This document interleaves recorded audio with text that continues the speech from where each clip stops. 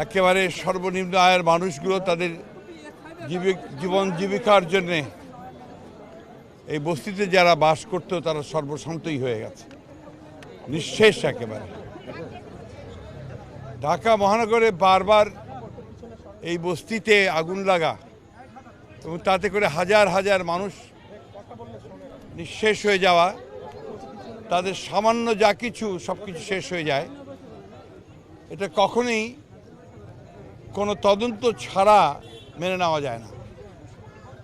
আমি অবিলম্বে এই সব অগ্নিকাণ্ড, বিশেষ করে গতকালকের অগ্নিকাণ্ডের একটা নিরপেক্ষ সুষ্ঠু তদন্ত দাবি করছি এবং এই তদন্ত করে উদ্ঘাটন করা দরকার কিভাবে আগুন লেগেছে এবং যদি কোনো ব্যক্তিবিশেষের দ্বারা এটা ঘটে থাকে তাহলে কারা আগুন লাগিয়েছে।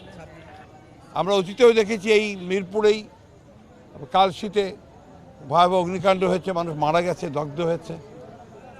গতকালকের এই অগ্নিকাণ্ডে এখানে প্রায় আমার মনে হয় যে 30,000-এর কম মানুষ নয়, 3,000 ঘর আপনার